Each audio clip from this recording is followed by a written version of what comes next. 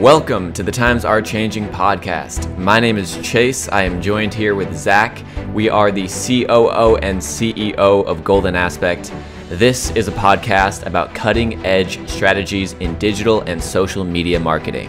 In today's episode, we explain the value of investing in your marketing campaigns and the advantages to adopting holistic strategies, especially on social media. Without any further ado, let's jump right in.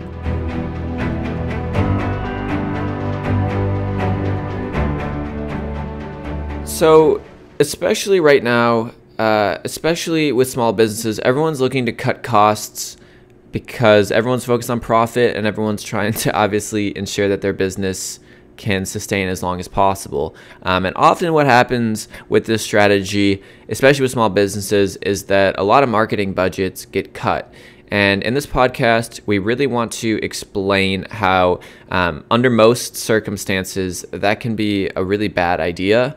And that having more holistic, bigger, and more well thought out marketing strategies is actually a really, really beneficial thing for small businesses to do. And that if you're going to cut anything, marketing should not be the default and it should not be the first thing that you look to. Instead, you should see marketing really as a key component to your business. If you do hope to grow to become a bigger business, marketing is the way to do that. And we just see so many businesses right now during COVID-19 sort of just curling up and falling away from their marketing. And in this podcast, we really just want to explain how this can be a really bad idea and instead what you should do. When it comes to effectively marketing your business or your product, consistency is everything. So let's strip everything away from marketing and bring it down to its absolute base principles and really think about this for a second. The basic principle behind marketing is that somebody sees your brand somewhere and that then causes them to purchase something from your brand, your product or service or whatever. Now, if that same customer sees your brand in more than one place, they're going to be slightly more likely to purchase from your product. If they see your brand in more than one place over a long period of time and it's a recurring thing in their life, they're going to be even more likely to actually purchase from your brand. So we see all the time with small businesses are these sort of one-off single campaigns. And these are a really good idea when you're pushing, a new product or some sort of big launch that you want to promote. You put in, more money, you may even hire in extra people and really make a big push.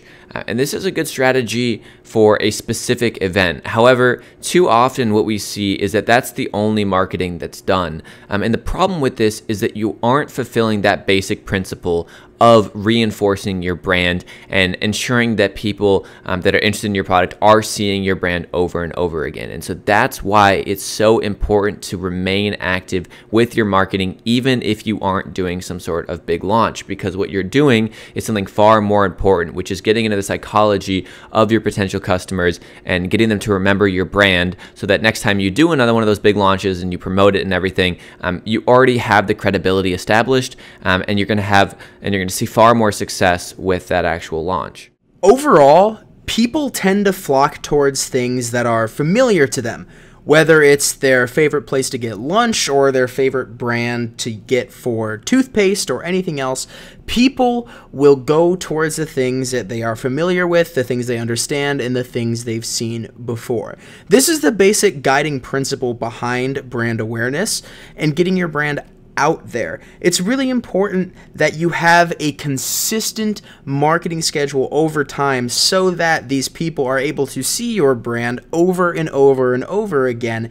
And after a couple months, your brand that they may not have ever seen before and have no idea what you do, if they're seeing it pop up in, say, their Instagram feed every 5 or 6 days through a promoted ad or you're posting regularly, they're going to start to recognize your brand. They're going to start to recognize what you do, and your brand is then going to start making its way into that area of what's familiar for that consumer. And when it comes time for that consumer to purchase something from somewhere, their knee-jerk subconscious reaction is always going to be to go towards those things and those brands that they are familiar with. So this is why it is so crucial that you have an ongoing marketing strategy over time. A concept I really want to flesh out and help everyone listening understand is this idea that smaller marketing budgets drive vastly disproportionately worse results. This is especially true when it comes to social media and to social media ads. And basically what I mean by this is that if you were to spend, instead of spending, for example, $6,000 on an advertising campaign, you were to spend $1,500. This is something we see all the time. People say $6,000 too much, let's do $1,500 and see the results. What you need to understand is that by spending 1/4 of the cost, you're going to see something more like 1/8 of the results. And this is because by spending less, what you're doing, especially when it comes to brand awareness, is you're reaching less people and you're doing it less times. You're reinforcing that brand less. When you have more money to spend, you're going to reach more people, but you're also going to reach more of the same people twice, 3 times, 4 times, and that is going to reinforce that brand consistency. It's going to create that credibility that then is going to create more consumer purchase behavior because they're seeing your brand multiple times. It's something we have to explain to a lot of our clients, is that if you just want to dip your toes, that's fine. It's not like you can't spend $1,500, but you need to understand that the results that you're going to see are going to be a lot worse, and that if you scale, what you're actually going to get is disproportionately better results. And so that's why it's so important to invest in your marketing and do it properly. And this is something that is extremely true, specifically both on Facebook and Google. These data-based advertising platforms, like Chase said, you're going to get disproportionately worse results if you're only doing smaller budgets. For example, on Facebook or Google, if you spend that initial $1,500, you're going to be receiving a lot of data. And if you were to just stop after that first $1,500, chances are your results might be kind of iffy. You might not even be profitable at that point. However, if you were to continue spending money from that point, Google or Facebook is going to take into account all of the data that it has gathered from that initial $1,500 that you spent, and it is going to start optimizing. So as you continue to spend more money over time, your ads are actually going to become more profitable and start hitting customers that are more likely to actually convert on your business. So while, yeah, a $1,500 campaign might get you a bit of data, it's not going to be enough to really push your brand towards that area of a profitable marketing campaign, just simply because there's not enough budget to fully take advantage of all of the data that you're gathering. On the flip side, if you do happen to run a $1,500 campaign that is profitable, then you are in a fantastic position to scale that up and see even better results. However, that's something that is rare to see, and what's much more often, much more likely, is that you'll see a test campaign for, $1,500 is the mark we tend to use because it's just sort of a good general idea of when you can start to see some traction. But it's very often a $1,500 campaign can be unprofitable, especially if you're directly trying to sell something. But if you were to put, say, 10 grand, you would actually be running it profitably. And so that's something really important to understand as a business, because obviously we know that there's a lot of small businesses out there that don't have the budget to invest heavily in their marketing, but there are a lot that do, or that could, if they took a more close look at the other things they're spending money on. And especially right now, especially during COVID, it's very important to take stock of all of your expenses and see how much you can divert into marketing, because especially right now in today's day and age, there's not a better thing you could be spending on if you're trying to grow your business than really investing in your marketing. And at a bare minimum, getting a solid 5 to 10K, depending on your business size, but a solid 5 to 10K budget for your business is absolutely critical. And a vast majority of that, in our opinion, should be going towards digital and social media advertising. This episode of the Times Are Changing podcast is brought to you by our business, Golden Aspect. We're a digital media and marketing company that gives you one contact for everything social media. From brand strategy to content creation, we've got you covered. We emphasize high-touch, strong client relationships, and fully integrated marketing approaches. Each of our marketers are proficient in every service we offer and are reachable 7 days a week by text or call. This reliable communication and interaction with your business ensures your contact will be equipped to handle anything you need, anytime you need it.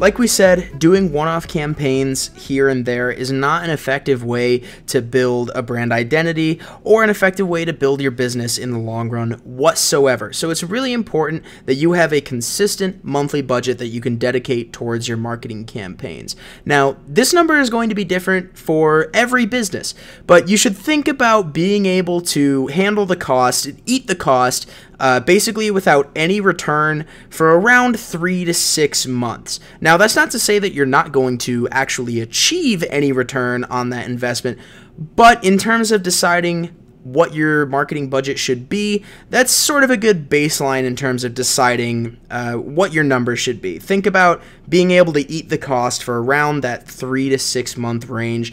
And once you've settled in on that number, it's really important that it is allocated effectively. Yeah, allocating your budget is probably the most important thing you can do, because a marketing budget can quickly be put into things that aren't profitable. However, on that note, it's important to remember that, obviously, like we mentioned, it needs to be something that you can invest in long term. So when you're thinking about allocating, don't think just about allocating for things that are going to be profitable right now, but things that could be profitable in 3 to 6 months. A lot of times, marketing ventures don't see returns in 30 days, and that can sometimes throw people off. But a proper marketing strategy will start to see returns six months down the line. At that point, you can probably make a pretty good determination. But it is really important when you think about allocating your budget to, if you're hiring out any sort of agency, really be critical about who you hire. There's a lot of really good people out there that will do really good work for you, and a lot that won't. And so when you have this budget, don't waste it on 1 or 2 things that you're not super confident about. Really make sure that everyone that you bring on or that you hire, any sort of ads that you run, you feel good about, because that marketing budget is important, and if allocated correctly, can go pretty far. You could do a lot with a small budget, but just make sure it's not too small that you can't really, you want to be able to put your hand in at least a couple different pots and do so effectively. The other half of a good marketing strategy outside of consistency is diversity. So also make sure when you're looking at, in terms of allocating your budget, where exactly is the spend going to go? Are you using some sort of other marketing agency to assist you? If that's the case, how much money is left over to attack different marketing channels? So take a look at every single one of your social media platforms. Instagram, Facebook, YouTube. There's all opportunities for different kinds of ads and campaigns that you can run there. Take a look at your website. Should you be doing any Google SEO ads? Should you be running any ads through Google to rank higher in the search results? Do you have an email list? Do you have a phone number list? Could you be running a weekly newsletter? Would that help your brand? Are there any popular influencers that you can collaborate with? Does any physical branding or physical marketing materials, such as billboards, flyers, signage, would that be a good fit for your business? The more different areas that you can check off with your marketing budget without getting spread too thin, the better. I know this is kind of a general podcast, but I do want to add a note here, just sort of to give our sort of social media spin on all of this. When you are thinking about where to allocate your budget, one of the most effective things you really could do right now is to invest in influencers if you do have a brand that lines up well with influencers, especially if you're targeting younger demographics. Getting in contact with some influencers that really do have a solid, loyal fan base that can do a proper collaboration with you, that is a really good place to be putting money right now. So I just want to add that in there as sort of a side note, but it does lead pretty well into the next point, which is really about being able to use your marketing strategy to influence the culture in your favor. So I'm gonna let Zach explain a little bit more, but this is really the key component and the key takeaway from this whole podcast. Basically, what's meant by influencing the culture in your favor is having a solid and far-reaching enough marketing strategy where people really start to talk about your brand organically, start to see your brand as part of the brands that they sort of keep in their head, making your brand part of people's conscious thought. Seeing it a lot on social media is one of the best ways to do this. And just to give a really concrete example, because I know this kind of sounds a bit abstract, if you're familiar with the McDonald's and Travis Scott collaboration that happened a couple of weeks ago, basically Travis Scott collaborated with McDonald's to launch an entire new like sort of meal specifically for him with specific packaging. But what was unique about this launch was how far-reaching it really was. Now, granted, I know McDonald's has a huge marketing budget, so obviously that contributed to it. But what I'm talking about here is doing this sort of on a smaller scale. Obviously, what they were trying to do there was capture basically all of the younger demographic, anyone interested in McDonald's. It's a huge, huge demo. But what you can do is do this on a smaller scale. So an example that I want to bring up for this in terms of it's a really tangible way of influencing the culture is actually a personal example. Back in the day, I used to play a video game called Wizard 101, which has now become a really perfect example of a niche game. And basically, over time, I created a bunch of videos and really put my brand out there on YouTube and other social media platforms, and amassed over 20,000 followers for this. It got to the point where basically I was considered one of the creators, one of the influencers in that community, and it's led me to be involved in lots of other creators' videos, be chatted with by the developers of the company. I even was hit up recently about going on an Amazon Prime documentary, so we'll see if that ever pans out. But basically what I mean here is that by putting your brand out there in that niche and doing it over time, it took me 5-6 years to get to that point. I was able to exist in that niche as someone who was just widely recognized by people. I would get recognized in the game, and I grew a substantial following on my channel. And so in my opinion, that's a perfect small scale example of what McDonald's and Travis Scott did, is that idea of putting yourself in that niche and becoming well enough known that just people generally know about you, and that puts you in a perfect position to really take advantage of that audience and build your brand. It's also super important that each of your campaigns on all of these different platforms are consistent between themselves. Well, what do I mean by that? I mean in terms of the offer that is being presented, the theme, the vibe, the color, the copy. These ads on different platforms should be easily identifiable between each other. So for example, if a customer runs into your ads on more than one platform, you want that customer to be able to easily identify your brand in both cases, and ideally they'll be able to connect the dots between each time that they saw the ad. It's absolutely crucial that anytime somebody sees your ads, no matter where they are, it's immediately evident that that ad is for your business and your brand. And that is how you're going to get that sort of repeat subconscious imprint of your brand image on everybody who's seeing your ads. It's also important to set out dates and goals for your marketing strategies. Don't let them sort of be ongoing things, right? They should be ongoing in terms of consistency, but they should have specific dates and goals set for putting out content, analyzing results, and also included in this, really importantly, is having that flexibility and backup plans in place. The world couldn't have given us a more perfect example than with COVID. A lot of the marketing plans set in place at the beginning of 2020 were vastly disrupted with obviously the worldwide pandemic. This is a perfect example that even if you have, really good marketing strategies in place, you still got to be flexible because they should change over time. A 3-month marketing plan really should look different at the end of the 3 months.